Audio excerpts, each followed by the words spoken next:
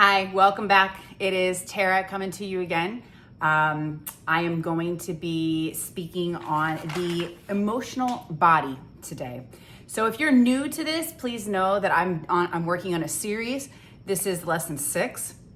I've been walking through this journey myself, and so a lot of these things are things that I've been learning myself, and actually they're challenging me each time I go in it, and it makes me go back and sometimes rehash out some of those things I hadn't looked at yet. So we're gonna be looking at the emotional body.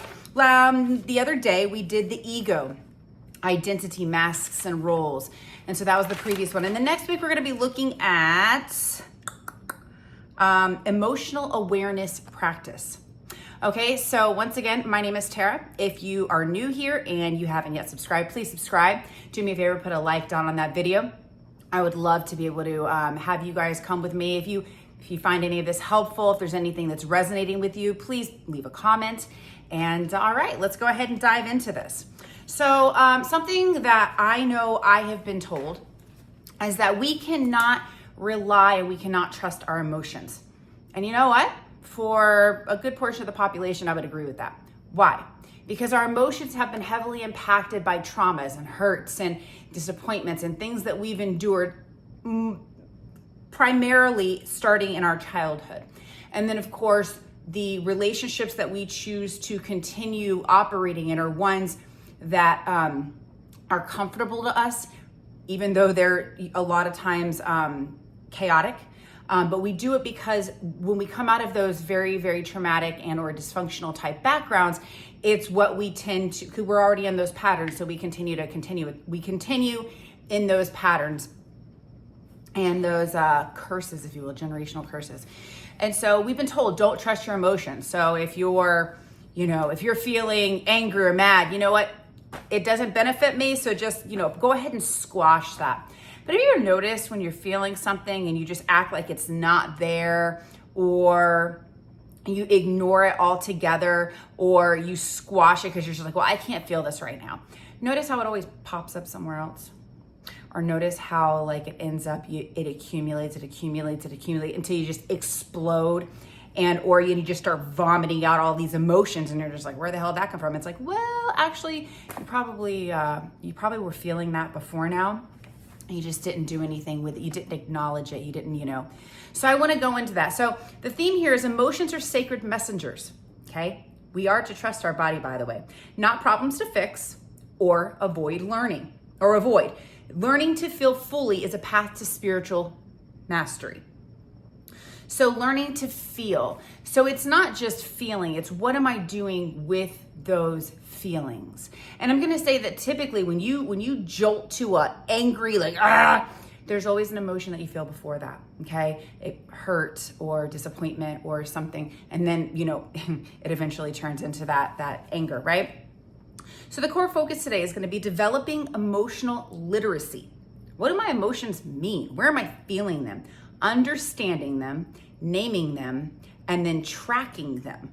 Like when certain people are around, you get that tense feeling, or quite the opposite. You get a very relaxed feeling. You're like, ah. And then so differentiate between a felt experience and a reactive loop, as I had just mentioned. Understanding how emotions and ego are intertwined. So if you would have watched the lesson that I did the other day previously about the ego, I was speaking about an executive, and, with that type of position comes quite a bit of power.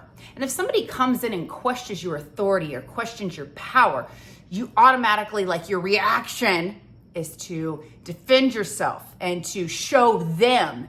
So is that good ego or is that bad ego? And instead of reacting, we should respond. Be like, oof, wow, that was probably a very intense emotion. What should I do with it? How should I respond? So some of the key elements here are feeling versus reacting. I was just talking about that. So feeling is being present right here in the moment. I had a situation even the other day where I get triggered. Okay. And I'm learning to identify them and process them much quicker than I used to. But as a child, people would give me the silent treatment. Okay. And immediately as a child, you're like, oh, I've been abandoned. So what do? You people please. You're like, oh, what can I do? Do I need to apologize? What do I need to do? Because if you give me the silent treatment, I don't want to be ignored. It makes me uncomfortable. And so even as an adult, when that happens to me, I want to race back to that little girl and I want to comfort her. And I want to be like, what can we do to fix this? Do I need to apologize? And guess what? Most of the time that I apologize for things, it wasn't even my fault. I was just doing it because I obviously wanted the acceptance, even though it was from unhealthy individuals. So then we go to reacting. So identification, defense, projection. So when we react rather than respond, it's usually coming out of that bad ego spot. So like I was just talking about with that executive, you like, oh, they're questioning me. And then all of a sudden you're wanting to fucking destroy them, right? And so we have to do that. And then reactions occur when traumas are triggered, like I just mentioned. So that executive, more than likely, with that power trip, he was probably, he got his validation from, or she, I'm using, I'm being gender biased. But, like when that happens, typically that child was probably, let me think about this for a second, probably given an unhealthy amount of power. Probably the mother would say no and the child would throw a fit and then the mother would cave because she didn't want to have to deal with the problem. So what that does is that child goes into adulthood and then thinks that everything's going to go their way. It's typically what happens. So the purpose of our emotions, what are they, right? So emotions move energy, emotion. It's energy in motion. So have you noticed when you walk into a room and there had just been an argument that had taken place? You know nothing of anything and everybody seems to be acting normal, but there's a dense feeling in that room. There's an energy in that room. You can feel how heavy it is. You can feel the tense emotions in there, but you don't even know what happened. It's an energy that is present. Okay? And then each emotion has intel. So for example, fear equals boundary. Anger equals power. Sadness, a lot of times release, because you're identifying, you're like, wow, that really makes me sad. So let me deal with it. It's acknowledging our emotions. We have to learn to identify, like, what am I feeling? And not only what am I feeling, where am I feeling it? Why am I feeling it? That is becoming self-aware, because when we can identify, say that executive, instead of reacting out of that power, anger, this is what I'm used to in my whole life, stopping and being like, you know what? That's not a good reaction. Let's evaluate the situation. Where do I potentially need to change? Where does that person potentially need to change? And how can I appropriately address this situation without blowing it out of proportion or doing something that's not going to be for the better good of all of us? So emotional repression leads to stagnation and disconnection. I'm going to tell you, for a long time, I didn't know how to acknowledge my emotions. I started seeing a therapist when I was 24. And so my therapist, actually, she would ask me, she's like, well, how does that make you feel? And I'm like, well, I don't know. If it makes me feel upset, that's not helpful. So I'm just going to brush it off and ignore it. And it's like, no, like you have to acknowledge it, even though you might not sit there and or respond within that emotion. You have to understand why you're feeling that emotion, because that emotion is valid. Okay? Your emotions are valid. Now, how you respond in those emotions, that's another topic. So let's go to the Alchemy tie-in. Once again, and I keep repeating this, but I put up some different diagrams or, pictures about the hero's journey, about the journey of us through life and our spiritual journey and the Alchemy tie-in and how we transmute the different emotions. And so I put that over in the post section so you can go and see that if you'd like. So you know what I'm talking about. So albedo, it's the purification through feeling. So being able to identify your emotions and naming them and understanding why they're there, it actually helps you to process it and to heal from the hurts or the whatever it is that you've gone through. I'm going to tell you, the healing that I've gone through over time and being able to identify those emotions and having them validated, even though maybe it was a bit intense. And it's really helped in that process. So transmuting emotion is central to inner alchemy. Being able to take those emotions and be like, okay, like that power trip that I initially went to, like that's not good. What would be a better way to handle this emotion? Like I need to come in level-headed and not in a selfish way to prove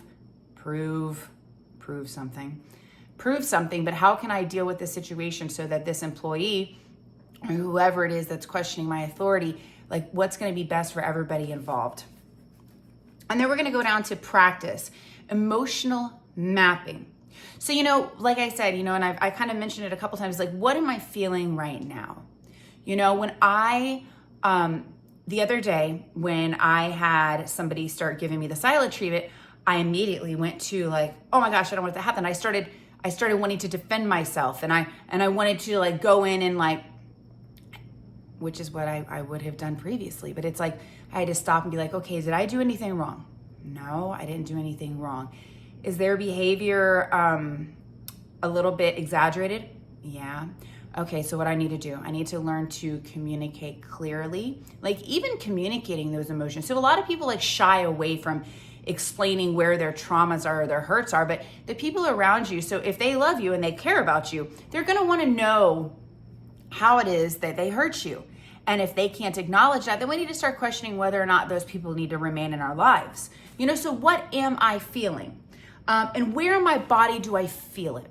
Now, I have mentioned in previous videos, I haven't gone into it too much in the series yet, but we have different chakras, different areas in our body that are significant. And when we feel, tension, pain, whatever it may be in those certain spots, it tells you a little bit about where it's really impacting you the most.